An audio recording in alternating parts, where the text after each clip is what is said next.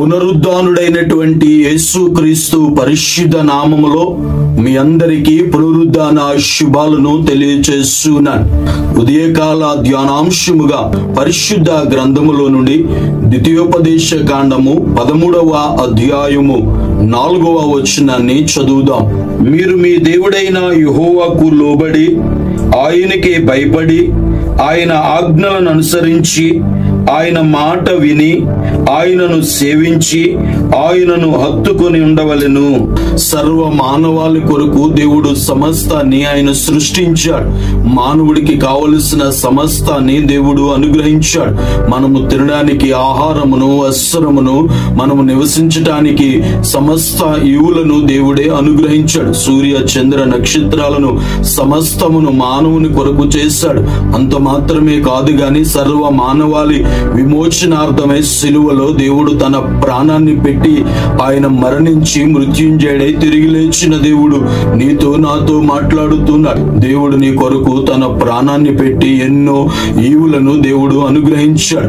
మరి దేవుడు చేసిన ఈ మేళ్లన్నీ జ్ఞాపకము చేసుకుంటూ మనందరము కూడా ఆయన మాట వినాలి, ఆయన ఆజ్ఞలను పాటించాలి, ఆయనకు లోబడాలి, ఆయననే మనము సేవించాలి. ఇన్ని మేలులు చేసిన దేవుని మాట మరి మనం వింటున్నామా? దేవునికి లోబడుతూ ఉన్నామా? మనము దేవునికి లోబడాలి.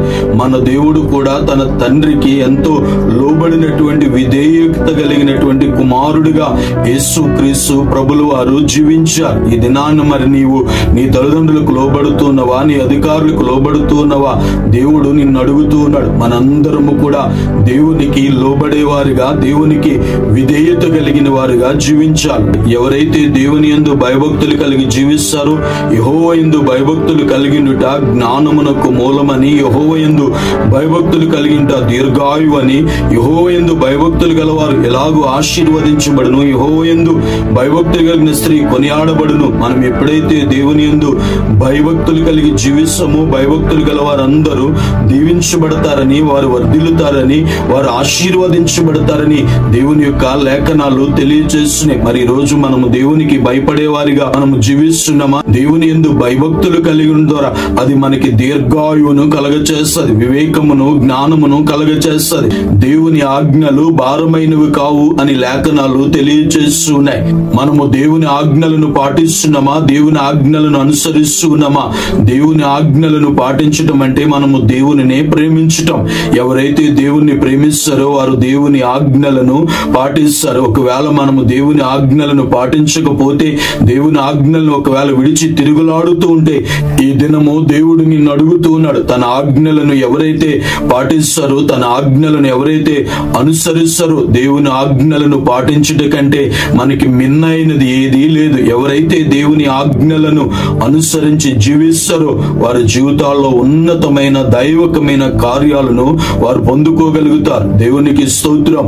మనము దేవునికి లోబడాలి, దేవునికి భయపడాలి, దేవుని ఆజ్ఞలు అనుసరించి మనము జీవించాలి. అయ్యో ఇశ్రాయేలు, నీవు నా మాట విని ఎడల నీకు ఎంత మేలు, నీకు ఎంత క్షేమము అని దేవుడు మాట్లాడుతూ ఉన్నాడు. క్షామకాలమందు నేను నీతో మాట్లాడుతుని గాని నీవు నా మాట వినకపోతివని దేవుడు ఆవేదన చెందుతున్నాడు. ఎప్పుడైతే మనము దేవుని మాట వింటామో, దేవుని మాటకు లోబడతామో, దేవుని మాట ప్రకారంగా మనము జీవిస్తామో, ఎవరు దేవుని మాట వింటారో వారు తలగా ఉంటారు గాని వారు తోకగా ఉండరు. దేవుని మాట విన్నప్పుడు దేవుడు ఈ దీవెనలన్నీ మీకు కలుగుతాయని దేవుడు సెలవించినట్లుగా మనందరము కూడా దేవుని మాట వినాలి. ఎవరైతే దేవుని మాట వింటారో, దేవుని మాట చెప్పున వలవేసిన పేతురు జీవితంలో ఎంతో అద్భుతాన్ని చూస్తాం. దేవుని మాట విన్న కానా వివాహములో అద్భుతాన్ని చూస్తాం. మీ జీవితంలో ఉన్నటువంటి ఆ పరిస్థితులన్నీ మార్చబడినట్లు, మీ కుటుంబంలో సంతోషము, సమాధానము కలుగునట్లు, నీ జీవితంలో గొప్ప ఆశీర్వాదము కలిగినట్లు మనందరము కూడా దేవునికి లోబడాలి.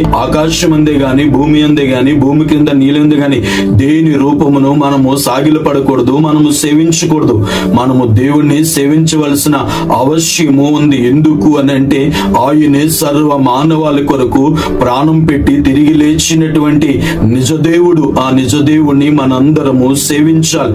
ఎవరైతే దేవుణ్ణి సేవిస్తారో, యెహోషువ అంటాడు, నేనును నా ఇంటి వారును యెహోవాను సేవించుదము. మనందరము కూడా ఆయనను సేవించవలసిన వారమైన, ఆయనకు సాగిలపడి నమస్కారము చేయవలసిన వారు, ఆయనను ఆరాధించాలి, ఆయననే మనము సేవించాలి. మరి సహోదరి సహోదరుడా, నువ్వు ప్రభువును సేవిస్తున్నావా? లేక ఈరోజు ప్రభు స్థానంలో దేన్ని పెట్టి నీవు సేవిస్తున్నావో, దేన్ని నీవు ఆరాధిస్తున్నావో, దేన్ని పూజిస్తున్నావో, ఈ దినము దేవుడు నీతో మాట్లాడుతా. నీ కొరకు ఇన్ని మేలులు చేసిన దేవుణ్ణి నీవు ఆరాధించాలని, నీవు సేవించాలని యెహోషువ వలె మనందరము కుటుంబముగా ప్రభువుని సేవించినప్పుడు దేవుడు మన జీవితాల్లో ఉన్నతమైన కార్యాలను దేవుడు జరిగిస్తాడు. దేవునికి స్తోత్రం. ఈ దినం మనందరము కూడా దేవునికి లోబడాలి, దేవుని యందు భయభక్తులు కలిగి ఉండాలి, దేవుని ఆజ్ఞలను మనం అనుసరించాలి, దేవుని మాట వినాలి, మనము దేవునిని సేవించాలి. దేవునిని సేవించినప్పుడు దేవుడు మన జీవితాలలో ఉన్నతమైన కార్యాలను దేవుడు జరిగిస్తాడు. ఆయన సర్వశక్తి కలిగిన దేవుడు,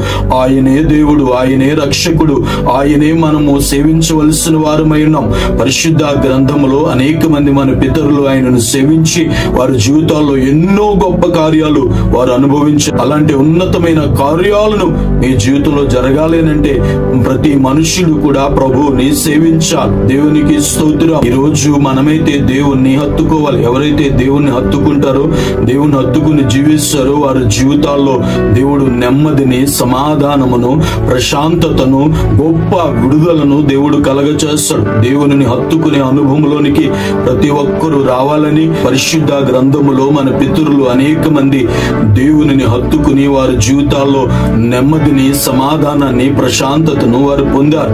ఈరోజు ఎలాంటి పరిస్థితులు మీరు అనుభవిస్తున్నారో, మీ జీవితాల్లో నెమ్మది లేదేమో, సమాధానమే లేదేమో, మీ జీవితంలో ఆశీర్వాదమే లేదేమో, మీ జీవితంలో ఎన్నో ప్రతికూల పరిస్థితుల వల్ల కృంగిపోతున్నారేమో, మీ జీవితంలో శాంతి, సమాధానమును, రక్షణను, ఆశీర్వాదమును దేవుడు మన జీవితంలో కలగచేస్తాడు. ఈ పరిస్థితులన్నీ మార్చబడితే మీ జీవితంలో మునుపెన్నడూ లేని గొప్ప రక్షణ, స్వస్థత, విడుదల, సమాధానము దేవుడు మీ జీవితంలో కలగచేస్తాడు. ఇంతకాలము మీ జీవితాల్లో ఏ పరిస్థితులు మీరు అనుభవించినా, ఎలాంటి స్థితిగతుల్లో మీరు నలిగిపోతూ ఉన్నా, ఎలాంటి పరిస్థితుల్లో కృంగిపోతూ ఉన్నా, ఈ పునరుద్ధాన దినములో దేవుని మాటకు లోబడదాం, దైవ దీవెనలు పొందుదాం. అలాంటి ఉన్నతమైన కృప దేవుడు మనందరికీ అనుగ్రహించునుగాక. ఆమేన్. ప్రార్థన చేసుకుందాం. సకల ఆశీర్వాదములకు కారణభూతుడైన మా తండ్రి, మీ ఘనమైన శ్రేష్టమైన పరిశుద్ధ నామము కొరకే వందనాలు, స్తుతులు, స్తుతిరాలు చెల్లిస్తున్నాం. మా కొరకు సర్వమును అనుగ్రహించిన తండ్రి మీకు వందనాలు. మీ చిత్తానికి మేమందరము లోబడినట్లు, నీ మాటలకు మేము విధేయులమై మీ ఆజ్ఞలను అనుసరించి మిమ్మల్ని వెంబడించినట్లు మీరు సహాయం చేయండి. ఈ పునరుద్ధాన దినములో ఎవరైతే ఇంకను నాయన శాపమును అనుభవిస్తున్నారు, ఇంకా ఎవరైతే ఇబ్బందులలో, ఇరుకులలో, ప్రతికూలతలలో నలిగిపోతూ ఉన్నారో వారందరికీ గొప్ప విడుదలను మీరు కలగచేయండి. ఈ దినమే ప్రతి ఒక్కరికి ఉన్నతమైన తీర్మానము కలిగి మిమ్మల్ని వెంబడించడానికి, మిమ్మల్ని సేవించడానికి, మీకు లోబడడానికి, మీ ఆజ్ఞలను అనుసరించి మిమ్మల్ని హత్తుకుని జీవించినట్లు అట్టి ఉన్నతమైన కృపను మాకందరికీ ప్రసాదించమని పేరు పేరున ప్రతి ఒక్కరిని మీరు దీవించండి, ఆశీర్వదించండి, బలపరచండి. ఎవరి జీవితంలో అయితే శాపం ఉందో, ఎవరి జీవితంలో అయితే ప్రతికూల పరిస్థితులు ఉన్నాయో, ఎవరైతే నలిగిపోతున్నారో వారందరినీ మీ చేతులకు అప్పగిస్తుండగా ఈ దినమే వారిలో గొప్ప విడుదలను కలగచేసి వారందరూ మీకు విధేయత కలిగి మీ మాట యందు నమ్మిక ఉంచి దైవ దీవెనలు పొందినట్లు మీరే సహాయము చేసి అనిచేతము చేరు వరకు అలాంటి కృపను మాకు ప్రసాదించమని యేసు నామములో ఈ మనవులు అడుగుచున్నాను పరమ తండ్రి. ఆమేన్.